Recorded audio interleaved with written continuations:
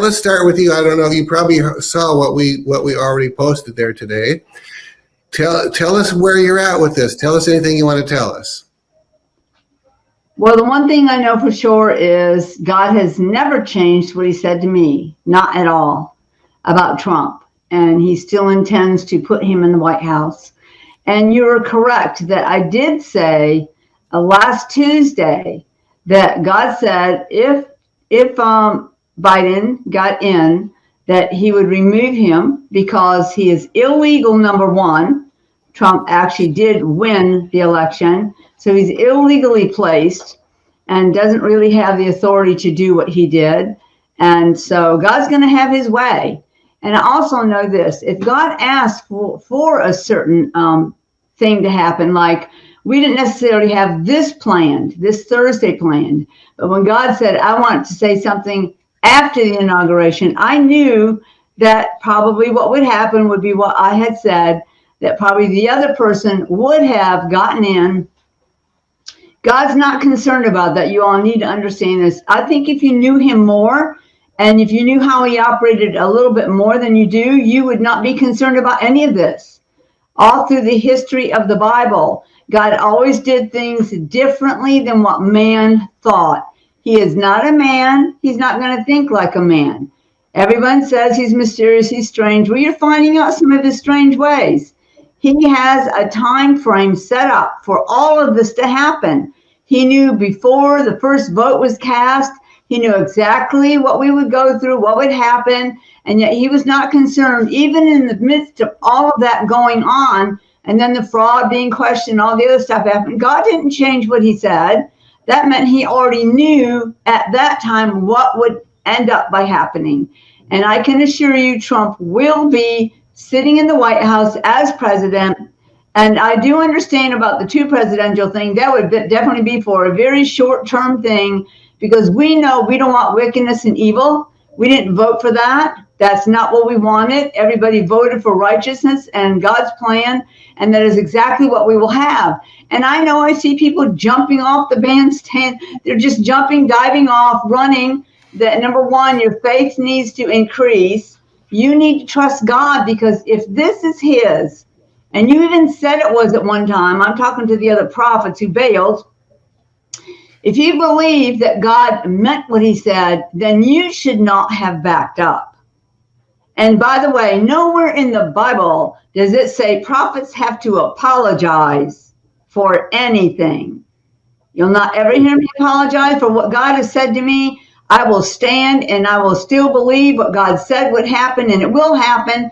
And if you look at from his point of view, there was a lot that had to take place. People just couldn't rush in and try to take back over. Number one, they would have a warning and they would escape. I'm just going to tell truth right now. I love truth. By the way, people, truth sets you free. Truth makes you free, not a lie, not an assumption, not man's head knowledge, not what they think is going to happen. That's not what makes you free. The truth makes you free. And the truth is, this time belongs to God. And he is literally setting up everything right now for the next several generations and even decades to pass. And he's going to make sure we don't have any corruption or evil interfering with our lives in this country. So I can assure you, the wind of the Spirit is blowing all over this nation. The hosts of heaven are already positioned. And I can tell you that even in the natural, there are things that are being positioned. So I want to encourage you, if you gave up, throw that out the door, say I was wrong, and get right back in line with God and be on his side.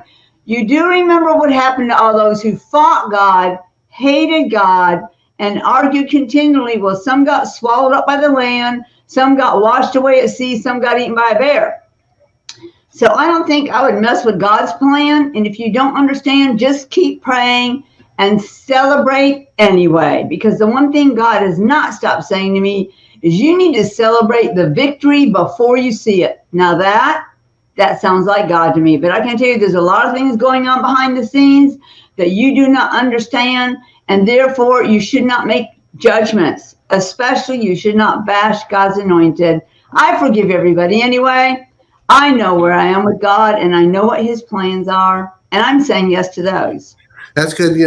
What you said about prophets, a lot of prophets that heard specific, I should say a number of prophets, I don't know if the word is a number of prophets who heard God say, Trump will be in. Now, not all of them heard that, but a lot of them that did hear it and said it. That is so correct. To back up is to say, or to apologize is to say, I want to apologize that God spoke to me and I told you what he said. Mm-hmm. Now, that's kind of a silly apology. I want to apologize that God talked to me and I told you what he told me to tell you, and I'm sorry. That's kind of what's going on. So, and that is correct. As much as this thing is going around that says, when are you all going to apologize? Show me chapter and verse on that. Imagine that Isaiah, the virgin will conceive and da-da-da-da. When did Isaiah apologize, and he didn't, and look how long it was before he came. 700 years, I think.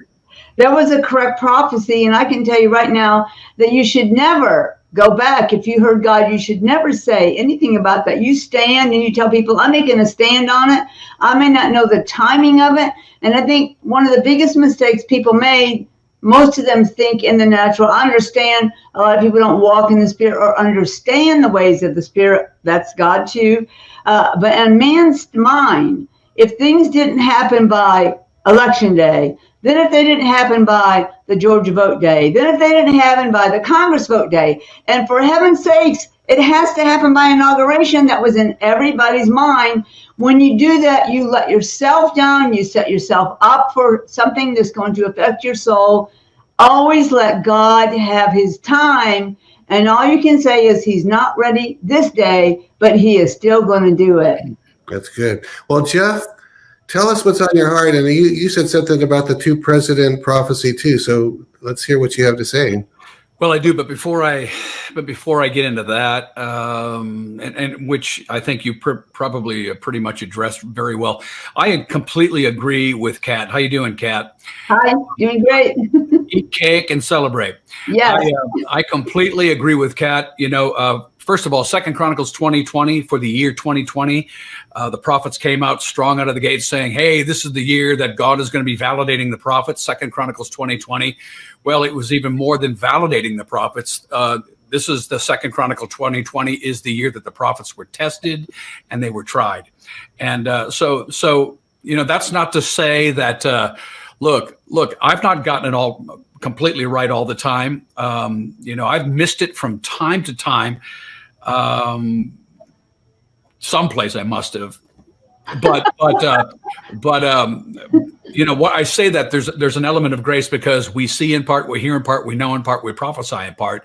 But this was a year of 2 Chronicles 2020. Believe the prophets, and you will prosper. This has been a real test for the prophetic stream, for those that really are prophets, those that are hearing the word of the Lord. Our mettle has been tested, if you will. And listen, if you're, and there's a whole new breed of, the Lord told me there was a new eagle that was emerging, ambidextrous prophets. Ambidextrous meaning, Nabi and seer. They're not just Nabi, they're not just seer. It's Nabi and seer. It's both spirit and power of Elijah. Wow. There's a whole new breed of prophets that are rising. So look, our job as moms and pops is prophetically is to train, to equip, to raise up, and to stand in a place where when we hear the word of the Lord, there is no backup. I'm going down with the ship.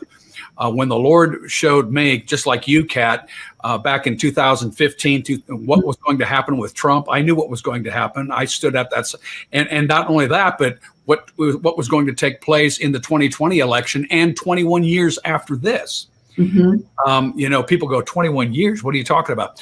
But this is a 2 Chronicles 2020 moment where believe the prophets and you will prosper. The prophets have been tested, and it's really important to understand that. But we also need to understand this, that Amos 3:7 says, surely the sovereign Lord does absolutely nothing without first revealing his plan to his servants, the prophets. God spoke through the prophets. God, the friends of God are the prophets, not to say that others aren't, but we have the heart, the emotion, the mind. We believe the Lord and we communicate it in the earth. So we are in a season where God is raising up governmental Daniel prophets who will stand in the test of fire, who will stand in the toughest of circumstances. But it's really not that tough. I don't know about you, Kat, but it's really not that tough. When God speaks, there's no backup. There's just no backup. So there's a lot of things that are happening governmentally. There's a lot of things that are happening in the government of the kingdom, and there's an advancement. So if you got it wrong or if you've backed up, look, it's okay. Grace, grace, grace, grace. But we're all learning because we're coming into this place, and I really believe before the second coming of Jesus Christ, there will be such a powerful prophetic people upon the planet.